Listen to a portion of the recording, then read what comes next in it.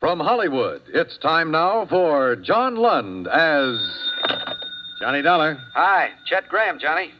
Who? Wake up, boy. Chet Graham, Claims, New York Mutual. Oh, hi, Chet. How are things? Bad. Johnny, I have to make a little trip out to the coast on a phony claim. I'll be gone about 4 days, but I need someone to hold down my office while I'm away. Can you do it? Well, that's not my line, Chet. You know that. Well, make it your line, Johnny. Somebody has to be here. Look, you can live in my apartment. You can use my tickets to Wish You Were Here. You can even take my girl if you want. New York's swell this time of year. Can't you get anybody there? Oh, everybody's got the flu or busy or something. When do you want to leave for the coast? I'd like to get out on the noon plane today. Well, I can be down there by 11. Good. We'll probably miss each other, but just walk right in the office and make yourself at home. I'll call you from L.A. Have a good trip. By the way, what does your girl look like? Even your best dream was never that good. Just leave her phone number on your desk.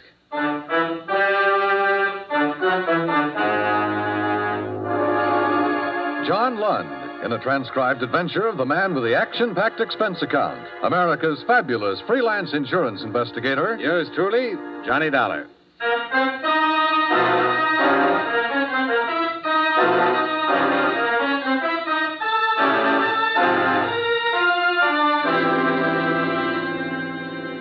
Expense account submitted by Special Investigator Johnny Dollar to New York Mutual Underwriters Limited, Rockefeller Center, New York City. Attention, Mr. Chester Graham, claims and adjustments. Dear Chet, you probably read some of this in the Los Angeles papers, but they don't have the whole story. Maybe they'll never get it all. I hope not. I found out part of it, stumbled into the rest of it, and I'm trying to forget all of it. The following is an accounting of expenditures during your 4-day absence and my investigation of the James Clayton matter. Expense account item 1, $14.35 transportation Hartford to New York, where, as per your advice, I walked in your office, sat down, and made myself at home. And where, 15 minutes later, I had a caller. Mr. Dollar, is it? That's right. The girl at the reception desk said Mr. Graham was out of town and that you were taking his place. Yes. Please sit down. Well, thank you, but I don't have time. I'm Miss Stebbins, Dr. James Clayton's nurse. He asked me to see you. I see. He gave me these policy numbers. He said that your company wrote these policies and that he'd like to talk to one of you. Well, certainly, Miss Stebbins. He can come by anytime. No, you don't understand. Dr. Clayton can't get away from the office. We're terribly rushed, and I really should be getting back myself. He's there all alone. Well, do you know what it's about, Miss Stebbins? No. The doctor's been acting strangely all day. He had me cancel all of his outside calls, and then he sent me here. He said to explain that it was very urgent. I'm very concerned for him.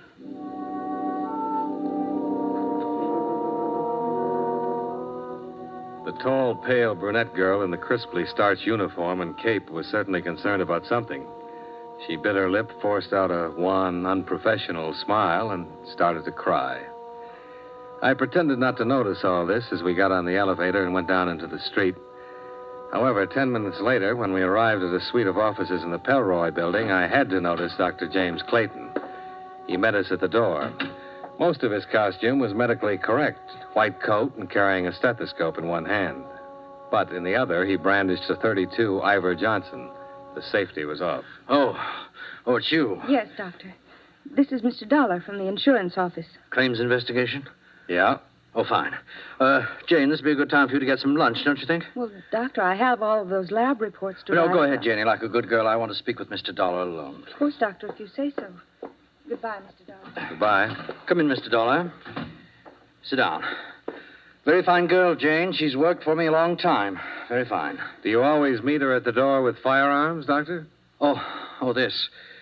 Well, all I can say is this is a ridiculous mess. My life's been threatened by a man who has definite homicidal tendencies. This, I don't even know how to load it. I look foolish, I suppose. A threat on your life, Doctor, comes under the heading of police business. I know that very well. And I would go directly to the police, only... Well, it is a delicate matter. You seem dubious already. No, just curious. Go on, please. Well, several months ago, I attended a patient named Florence Harmon. A thorough examination disclosed that her poor physical condition wasn't based on any organic disorder, but rather upon an emotional instability. Now, this, I finally discovered, was brought about by her marriage to an erratic, ruthless, ill-tempered man, Benjamin Harmon. I could only advise that she divorce him immediately. Well, that's somewhat extreme, Doctor.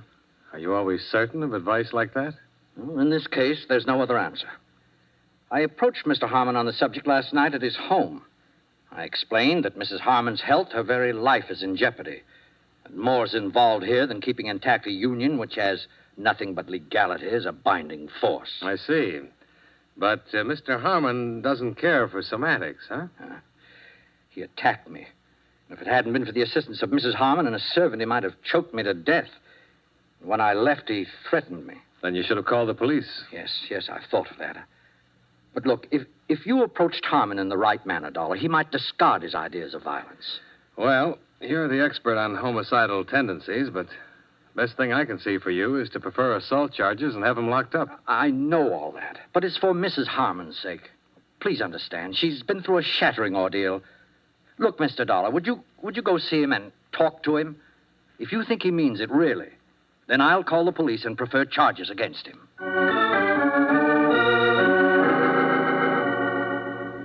The Harmon residence was in Westchester, a story and a half colonial with all the trimmings. There was a 51 Cadillac in the open garage and a 52 Ford station wagon in front of the house. Yes?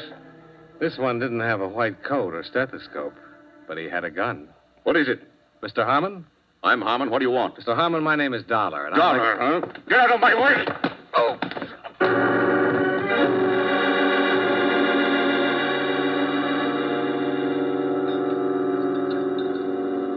Here, Mr. Dollar. Drink this. Easy now. Oh. Take it, please. Oh, you had quite a blow. Try a little more. It should make you feel better. What was... Who... Oh, you can bring suit against him, against us. You can do anything you want to, Mr. Dollar. He's just ungovernable. He could easily have killed you. You, Mrs. Harmon? Yes. Your husband think I was the Iceman? Oh, I don't know what he thought. I just heard him yell at you, and when I came to the door, you were lying there, and he'd taken the station wagon and left. Why, last night he even attacked my personal physician and threatened to kill him. I don't know what's gotten into him. You'd better sit down. It's getting better. Where'd he go? Heaven only knows. Mad. That's what he is, Mr. Dollar. Mad. He's liable to do anything. I'm scared. I'm scared stiff.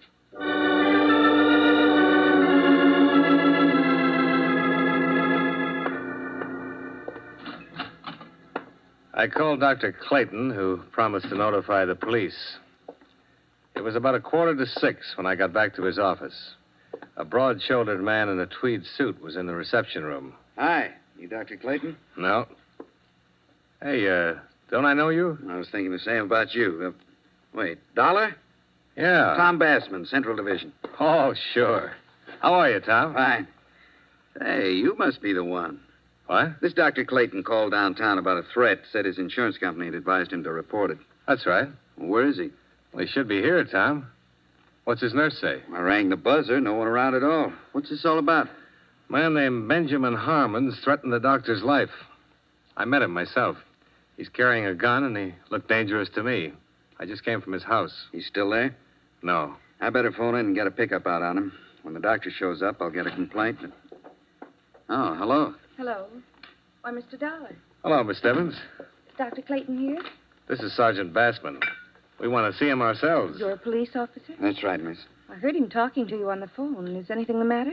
Just want to see him. Well, goodness, he sent me out to pick up these things. He was here when I left. Oh, What? perhaps he had an emergency. Well, is there any way we can find out? Well, if he had one, it would be right here on the pad, because I always have to know. Oh, that's funny. What? He's on an emergency call, 1213 Alessandro Street. Can I see that, please? Uh-huh. There's no name on this, Miss Stebbins. Do you recognize the address at all? No, I don't. The doctor just wouldn't take a random emergency call unless it were very unusual. This might be unusual. Dollar, how bad off did you think Harmon was? Mad. Had a gun. Cracked me. Plenty rough. Well, this is in the warehouse district. Think we better go down there? I think so.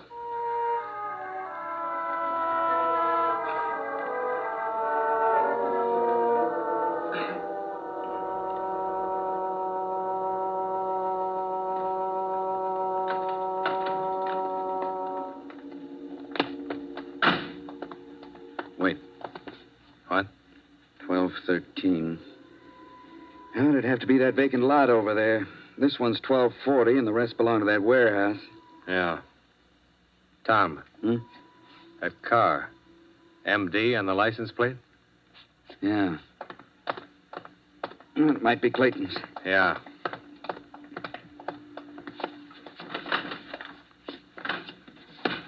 It's Clayton's car, all right.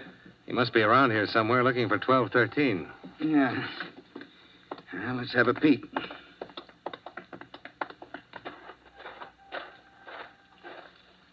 Tom. I see. He's had it. Is it Clayton? Yeah, that's him. Some emergency this was. Yeah.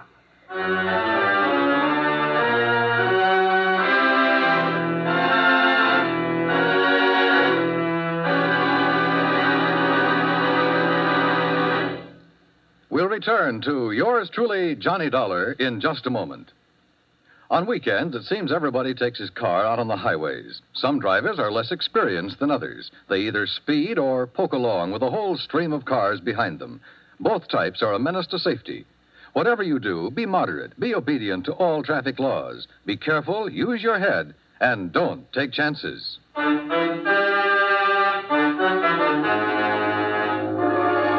Now, with our star, John Lund, we bring you the second act of yours truly, Johnny Dollar.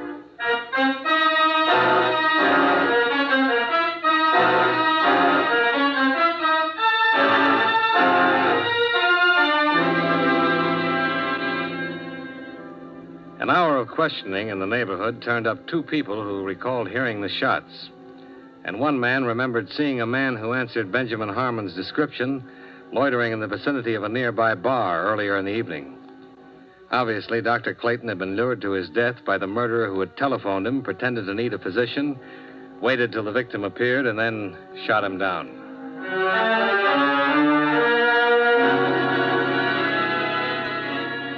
Expense account item 3, $11.65. A good dinner, 3 martinis, tip, and thinking at Toots Shores. After which, I strolled over to the Pelroy building. Expense account item 4, $5 even. Bribed watchman. I shouldn't be doing this, you know. Might lose my job over it. I appreciate it. But since you're from the insurance company, I guess you're all right. Just looking around is all. Too bad about the doctor. Nice fellow. Very. What do you think you'll find? A policeman been here till almost an hour ago, poking around. You know if they found anything? Sure. Well, what? Doctor's emergency kit. Heard him say he didn't take it with him when he went out on that emergency. Don't be too long.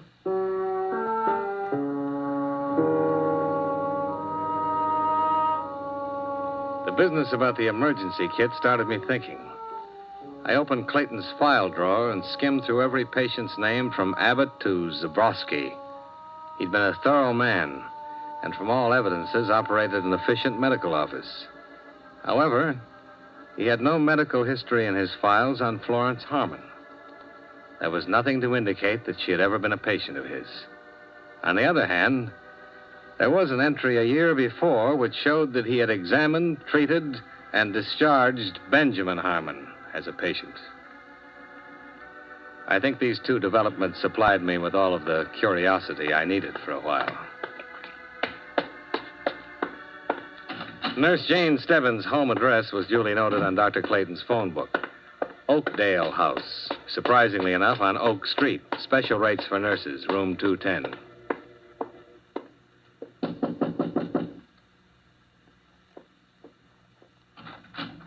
Oh, Mr. Dollar. How do you feel? Not too good, Mr. Dollar. I just got home a little while ago. They kept me down there pretty long. Do you want to come in? Thanks. I don't want to keep you up. It isn't much of a place, is it? I mean, I haven't straightened it up for days, it seems. I'm sorry. Things like this aren't easy. I know. Don't apologize to me. Sit down, Mr. Dollar. Have they caught Mr. Harmon yet? No, not yet. Miss Stebbins, you worked for Dr. Clayton a long while, didn't you? 5 years. then you should be able to tell me who he was going to marry. Mary? Well, I didn't know. I have no idea. He'd already made arrangements for a honeymoon. Honeymoon? Look, reservations on the Ile de France for next April. I found them in his desk drawer. Confirmed to Dr. and Mrs. James Clayton. Well? What difference does it make? I don't know. Seems strange that you've been with him for such a long time and didn't know about this. Or did you? All right. What about Mrs. Harmon? Well... Look, Miss Stebbins, things are wrong all the way down the line about your doctor's death, about what happened before it. It'll come out sooner or later. I suppose it will. It's awful to say this, Mr. Dollar, but Mrs. Harmon was the only one Dr. Clayton saw socially. And she, of course, is married. Of course. And the good doctor advised her to get a divorce. You meet her when Mr. Harmon was a patient of his? Yes, that's right. They became friendly. But Mrs. Harmon was never a patient. No, never, just her husband. What can you tell me about Mr. Harmon? Well, really, all I know is he came in to see Dr. Clayton a few times. Over a year ago, I guess. Then after he saw what was happening between Mrs. Harmon and Dr. Clayton, he stopped coming in. I sent a copy of his medical history to another doctor. But Dr. Clayton had been seeing Mrs. Harmon all this time. It's awful to say this now, Mr. Dollar. Doctor's dead. I'm no moralist. We're all human. It's happened before. Married people have been attracted by others. I'm tired, Mr. Dollar. Sure. Do you have any idea why I was called in today? At first, I didn't. Well, of course, it happened. The police told me about Mr. Harmon's threats. But I don't understand what you're trying to do. The police want Mr. Harmon, and what does it all mean? It means the wrong man was killed.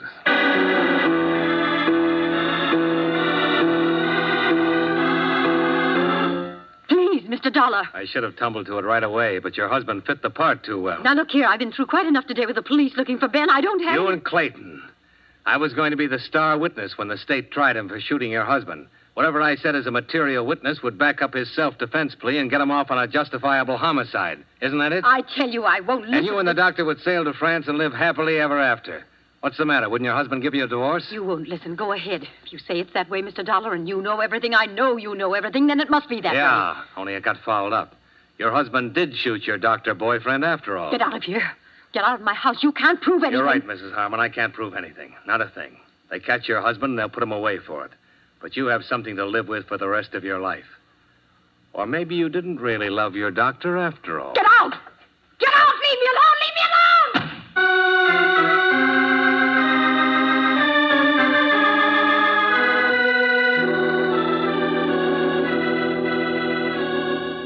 What? Well, that's it, Sergeant.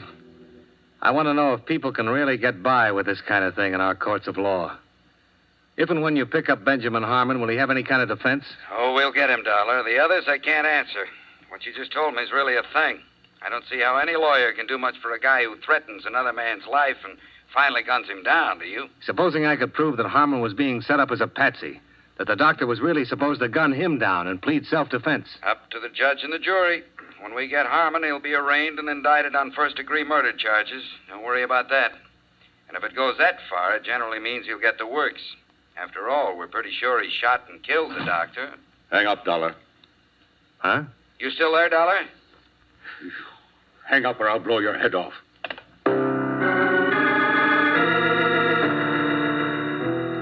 Benjamin Harmon wasn't kidding. He was blazing mad. He had a gun, and I knew he wasn't afraid to use it.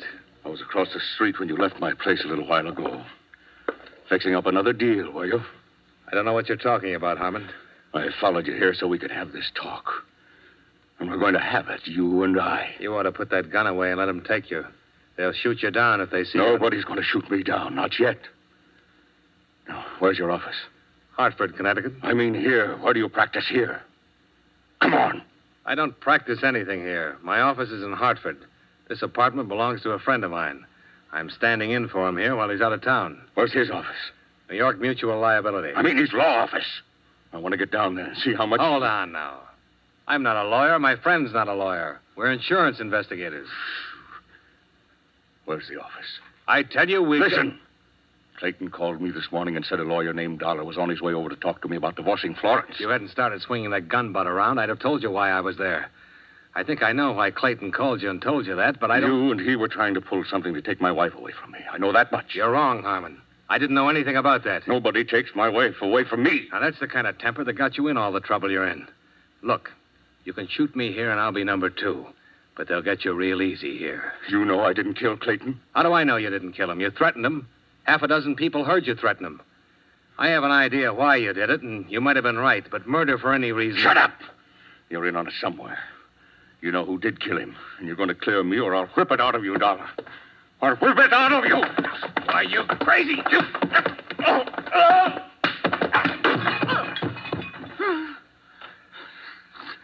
All right. Here. Try this. Go on. I'm tired of fooling with you. Now get on your feet. What? Well, you got one point in your favor. This gun hasn't been fired. Do you have another one? No. Here, take another drink. Now, you have a chance to talk to me right now. I don't think the police will be interested in much you have to say. I wanted to kill Clayton, but I didn't. I didn't. Nobody will believe that. I know I've got a temper, and I've tried to control it, but I didn't kill him. I'm not impressed with that. I want facts. Where were you when Clayton was shot? How do I know? I didn't know what time he was shot. Say between 5 and 6 today. I was out getting mad. Fried. Where? Who saw you? No. After we met, I was so sore, I jumped in the car and went out and bought myself a jug. I know it sounds crazy, but I spent most of the time just sitting in the car down to the docks, just drinking and thinking and getting mad. I don't know what it was.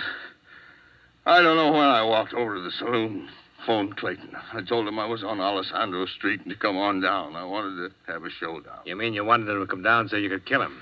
Maybe I did have that on my mind. I don't know. I waited an hour or so, but he never showed up. When I called back at his office, nobody answered. So I climbed back in my car, and that's where I heard about my being wanted for killing him. It was on the newscast. I didn't do it, Dollar. I swear I didn't. The others I knew about, and I didn't kill them. What others? Florence always had other friends. I guess I don't love her anymore, but I don't know. Maybe I hate her for all of it. When a man doesn't let part of his life walk away from him, I wouldn't give her a divorce. If I had let her get away with it, it would have been too much for me to hold. Even though you didn't love her and you knew she didn't love you? Yes. That sounds stupid. Maybe. I loved her once. She loved me the way two people only love at certain times. Hell, no sense yet. I'm not well, Dollar. Clayton gave me a year. Another doctor, 18 months. Finished anemia. The two of them could have waited at least till I was dead, couldn't they? Couldn't they?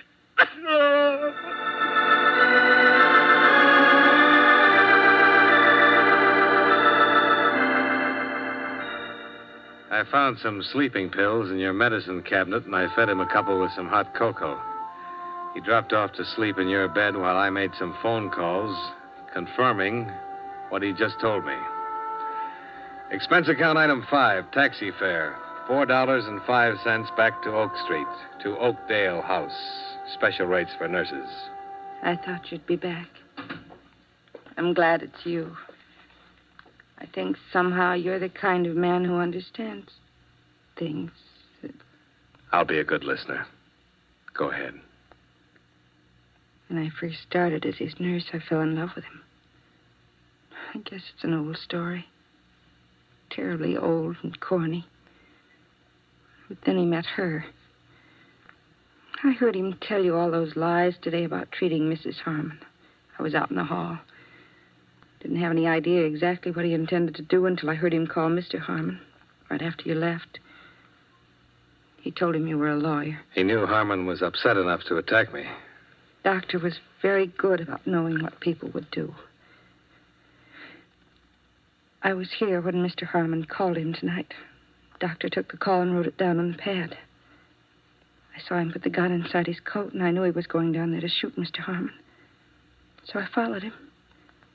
He was walking around in the dark looking for Mr. Harmon with a gun in his hand. I ran up to him and pleaded with him not to be crazy, that she wasn't worth it. Then he said he was going to kill me, too. He struggled and the gun went off. I don't know how many times. Then I came back here and pretended I'd been down at the drugstore. I see.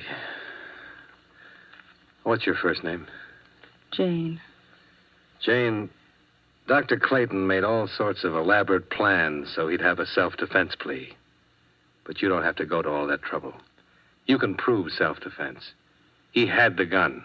He was going to use it on you. I beg your pardon? I can help you, Jane. It'll go second degree or manslaughter, suspended.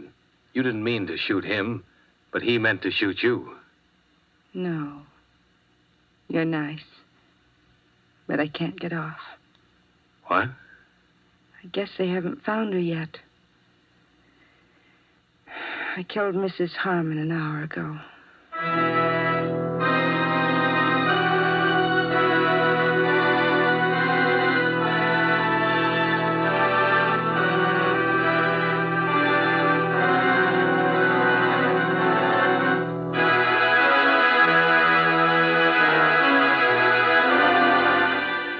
Expense account item 6, same as 1, transportation back to Hartford.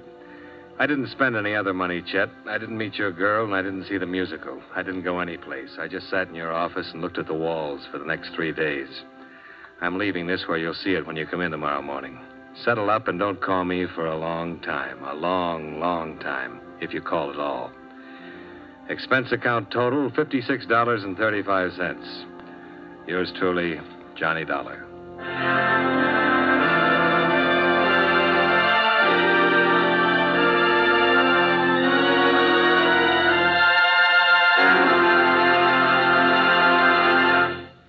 Yours truly, Johnny Dollar, stars John Lund in the title role and is written by E. Jack Newman with music by Eddie Dunstetter. John Lund can currently be seen in the Universal International picture Just Across the Street. Featured in tonight's cast were Victor Perrin, Virginia Gregg, Joseph Kearns, John McIntyre, and Jeanette Nolan. Yours truly, Johnny Dollar, is transcribed in Hollywood by Jaime Del Valle. Every Sunday, CBS Radio's Bob Trout brings you a timely weekend roundup of world news.